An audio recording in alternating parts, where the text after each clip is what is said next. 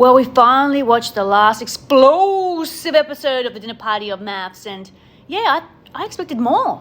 Me too. We expected more. We thought there'd be more explosion. How big it was. I think the biggest thing was the fact that Adrian blew up a bit. I was a little bit sad. I was a little bit sad seeing Thomas. I'm seeing it how happy everyone is, and I just don't feel like that. We're not in love. We're not in love.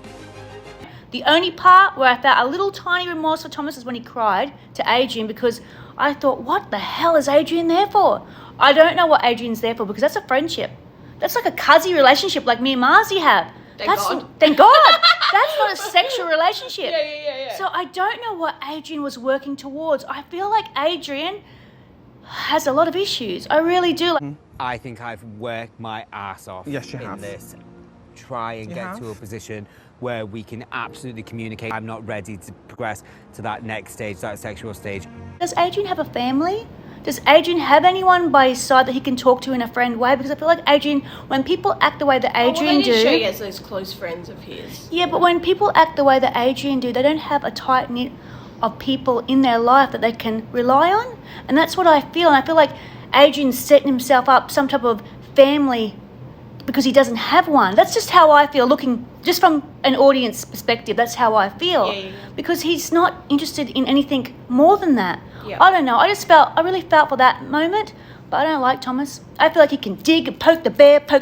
When you keep poking the bear is going to growl. So you need to take ownership for I that don't take and not sit ownership there for like you're anything Mr. that you tell fucking me to take perfect ownership. and Mr. above everything. So yeah, you just can't keep poking this goddamn bear and expect no reaction. I'm telling you. The thing I was talking I about... find both sides were poking the bear. Do you? I found that they were poking when Adrian and Thomas said they were going to leave. Yep. Then Whitney and Matt started snickering and you know George was rolling his eyes like they've contained themselves though for such a long time. Yeah. They have. And when we get used to, and I've said this many times, someone being a certain way and it changes, people don't like it. For example, that's true. when someone's so contained and they're so kind, they're so lovely, they expect that person to be that way all the time. And the minute they snap, ooh, you know what I mean? And I hate that. I hate that. I hate how we judge people for that moment. Yeah. I don't like that. I think we should judge people for the overall character and why people snap the way they do. Yeah. It's not just, all of a sudden someone snaps. There's a reason for it. Yeah. And that's how I feel. I don't like Thomas. I do not like him at all. In the real world, guys, I'm not talking about, there's two sides. There's two sides of the fence. There's the real world and there's the online world. And online world doesn't match real world because in the real world, people wouldn't put up with this. No. They wouldn't. But online, we seem to be so different. Piss the off. No. Don't tell me I've got no validation. You know fuck all. Fuck you, bitch. I don't. I think he's rude. Now, in the real world, we want men to stand up for us. We do. I'm being honest, we do. And Matt was standing up for Whitney. He was. If you don't like Matt, fair enough. I understand why you may not like Matt. But he was standing up for his female. And I like that. Yeah. I stand up for people who I love in the real world. If I like you, I stand up for you. You agree or disagree, Mars? No, I agree with that. But you did say something when we were watching it. What did you say? You said about... I just felt for Adrian. Yeah, you felt for Adrian. He was also out of character with this, but I can understand why. Like, he was pushed quite a bit. Yeah, he was pushed. So, I have no issue at all with how he reacted there because I think being called fake as well, like, he took that very personally because I don't see him, he wasn't fake at all. No, he wasn't fake. And I know you don't like Thomas, but I didn't see Thomas as fake either. Yeah. I don't. I know you don't like his personality, but I don't see him as fake. I think he's being very authentic. I think they both are. And I think Adrian took that very, very upset, and that's why he blew up so much. And even though Matt was defending Whitney, Adrian still, it was a sore spot for Adrian. Of course he's going to blow up at Whitney, when she was making her comments. I think both sides were very... I've been in a situation, see guys, and I talk from my point of view that I've been in a situation where someone's poked me because they thought, Jodie Lee's going to handle things a certain way. And they've poked me and they've poked me and they've poked me. And then I've blown up. Like, we've blown up together. Like, we have massive arguments because in the past, I would rely on her with certain things or whatever. I tend to put a lot of pressure onto her sometimes, and other people do too. You tend to put a lot of pressure on yourself with people, right? And then eventually you can't handle it anymore, and it's not something you want, and it's something that's upsetting you, but you don't vocalize it in the moment, and then you blow up. When Marzi goes, on that show, woo! I reckon if I was on the show, I reckon I'd be worse than a lot of them. They got my bad moments. Yeah. If they got my bad moments, I could be edited really foul. And I think anyone could. They could edit you so bad. Yeah. So bad. They could. It's just Like the way any- they edit yeah, you, the way yeah. they want you to be. When they pick people for the show, I reckon they pick someone who's going to be best friends with someone. They like the whole best friend character, like the whole Dominella. They love that. They've got that with Thomas and Gemma. Thomas and Gemma, they've done that as well. People that set each other off. They're doing Really, a lot of they're this. matching friendships They're, more than yeah, relationships. they're matching friendship more than relationship. 100%. Yeah. 100. These tensions, still don't want anyone to be hurt. I've just literally said in my moments, That's not necessarily true. You pick your moments. Yeah, each one nitpicks the other. Because each at the one's end of the pulling day, each other down, guys, like they're both the at same. the end of the day, guys, we're all human. You know what I mean? And there's only a certain limit that we can take. Yeah. That's what it is at the end of the day. If you put our worst enemy in front of us, we are going to retaliate. Yeah. You know what I mean? And we are going to hold the people that we find closest to us near and dear. We are going to protect them. That's just how human nature is. That's it. I just found it so fascinating, this aspect. I really did. I find the Adrian and Thomas element really fascinating. And not from Tom's side, from Adrian's. I want to find out why. What did he want from Thomas? Really, what did he want? Is it a family thing that Adrian wanted? Because I feel so sorry for him. I really do. Because he values the protection and showing Thomas. I needed you to know that someone was there. I think he was hoping that, because with the cameras and being on national TV, I think maybe he wasn't comfortable with progressing any further, and I think he put it on a pause. And I think he was hopeful. Not saying that, you know, I think he was hoping that maybe once the cameras are off, that maybe he wouldn't have as much pressure and he would be able to progress more with Thomas and have a more intimate relationship. I don't think that at all. I think everyone on this show has a very extroverted personality to be on the show to begin with. So no one on there is a wilted flower. No one. I don't see him as He's an not a wilted introvert. flower I don't see him at as an all. introvert. He's very confident. They all are. It's not about that. They know what they signed up for. He just doesn't want a sexual relationship right now. I don't think he does. I think he's trying to find like his friendship, his family, someone that he can rely on, someone that can rely on him. That's what he's after. I think he wants that too. Yep. But I don't know, I feel like when you come on these shows, you're not going to really expect what you're going to feel on these shows. And I think it they is know. very intimidating. We've had so many seasons of Married at First Sight. He knows exactly what happens. He was also but it's friends with. different when you're there. No. He was also following a lot of previous people from Married at First Sight. Yeah. So he exactly knows what goes on, Adrian, 100%. That's what I think anyways. You know, he's not like sheltered. No one's sheltered on the show. No, I'm not saying that. I'm not saying he's sheltered. I'm just saying I know. he wasn't comfortable. No. And I think he was hopefully like wishful thinking that something more would happen. You know? Something more. He wouldn't even be slightly intimate with Thomas. Slightly. You know, I find that unusual. I really do. I feel like he's missing something. I don't know what it is. I'm not going to judge. I've already judged. I just don't know what it is. Yeah. But also, I find it fascinating how Thomas can poke. But the minute that Matt uses his voice, people don't like it. They don't like it. I prefer the voice to shut everyone up. But when someone screams and carries on like Thomas, I don't like it. I don't like it. I didn't like how... Because you don't like Matt's voice. No. You don't like Matt's voice. She has a problem with Matt's voice. As I have a problem not with his Thomas's. voice in general, but when he gets angry. Yeah.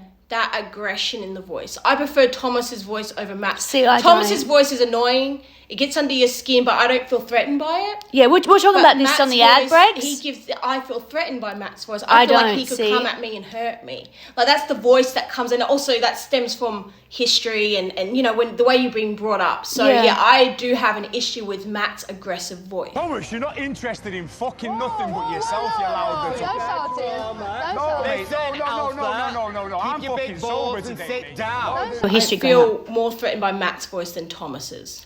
As I don't.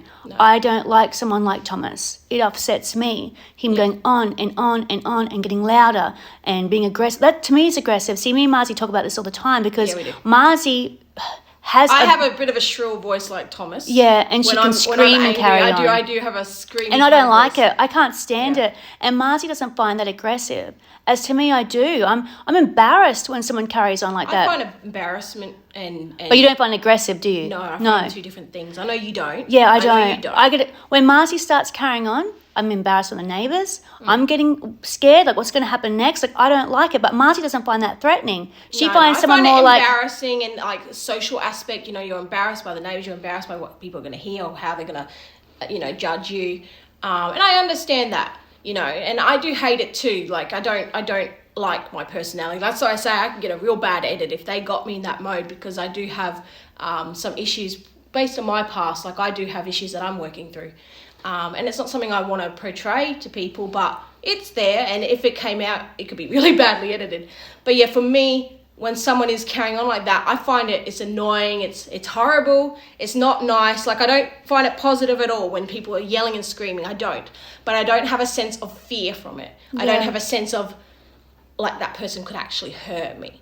When someone like Matt, then, like that, I can't even do it. Like that big man macho, like that brings fear to me. And I think that might stem from my history and my past, but... yeah. As to me, it doesn't. To me, it's like, just shut up. Everyone shut up. That's it. Let's end it all. That's how I feel. I don't get scared and threatened by that. Yeah. But I've noticed the comments as well. There's some people who just like the same as what I think, and there's a lot of people that think like Marcy. And it's very fascinating. As I find someone that is like Thomas, I find that threatening. I find it like when you carry on, Mars, I get threatened by it. I'm like, oh my God, what's going to happen next? I'm scared. I've got to control the situation. You know, I'm scared. But someone like Matt, he speaks. On what my issues are. Like, I've like, just so you guys know, I am working on those sorts of things, like, you know, because I don't like to make people fear that way. And I don't think Thomas wants to make people feel fear either, you know. Yeah. I think deep down he wouldn't. Like, no one, I think, really does, unless you're, you know, have an issue in your head and you actually enjoy watching people be in fear. I think that's a different situation altogether. And I'm not Jeffrey putting Thomas... Dahmer. Don't do that, Jesus. Yeah. Anyway, I don't put Thomas in that situation at all. I know you don't either. No. So yeah, I don't get fear from Thomas. I know, but other people do. And I mean, it's I think it's tricky when someone's not aware of how they're perceiving to other Everyone people. sees things so differently. That's what's really interesting. Like, I am not intimidated by Matt at all, but I know you are. Yeah. Then you've got Thomas, you're not interested in... Yeah, I do. I find that very, you know, it does put me into a bit of a fear mode. So someone can be yelling and screaming their mask for, like, say, an hour, but one person uses that one voice, like Matt, it puts you into fear. Certain tone. Yeah, it's interesting. And I'll shut down. Like, if someone started yelling like that, I will, and they'll get the result they want. They want me to shut up, I'll shut up. Yeah. But it's out of fear. Like, it's not out of respect. But see, it doesn't yelling, cause me to respect. What people don't understand is yelling and screaming is not respect. That is also violence and abuse. I'm not saying that's respect either. I noticed I don't respect Matt. No, equally. But I noticed in the comments, like when I read the comments on my TikTok, especially because I've got a lot more comments on there, how people are more fearful of someone like Matt, and they don't see what Thomas is doing is wrong. And they don't see it as fearful. They don't see it as fearful. I see Thomas as fearful. Yeah. I do. Someone like Thomas can cause you far more problems than someone, say, like Matt, I feel, because Thomas will not let up. He will cause you problems like police, everything involved, like really bad problems. I feel. I know people like Thomas. Not you, darling. Not you. You're lovely. I'm talking about people like Thomas. They don't let up. They can cause you problems. I back the hell away. I know the people you're talking about, because we both have these people in our lives. Yeah. Of people who... And I wouldn't put Thomas in this category either, but I know where you're coming from. There are certain people that are loud-mouthed, and then there's malicious there where they will say something and... twist it. They will put someone in a position and make them out to be the worst possible person, and they will say everything under the sun, and they'll just keep coming at you. And, those people can be... I don't put more Thomas scared of like that though. I don't put him like that, but I can see where you're coming from. I do, because he's got his whole backing, and then they want the more support, and they get more people against you, and it's a manipulation thing. I'm not a fan of it. Like Gemma, you got your Gemma, you got your Thomas. Now he's pulling Adrian into the whole circle as well, and now he's slowly getting more people in to hate on them. I just don't like that. I don't like that. I rather someone like Matt say it's enough. And that's it, the end of it. Not keep escalating higher and higher and higher. I just don't like people like Thomas. Yeah. Gemma, I can't stand her. I literally can't stand Gemma and what she's doing. She's causing so much problems right now for no reason. And then she's making it bigger and bigger and bigger, and I just don't like that. I have more respect for Matt because he just says it, that's it, gets over it, doesn't want any bar of it. And I prefer that. That part that's what I prefer, you know. Look, I have no issue with Matt in that regard. It's just that tone of voice that gets me going. Comments, guys, do you think Thomas is more threatening or Matt? And when I say Thomas, I mean the way he goes on and on and on and on. Yeah, let us know. Thanks, guys.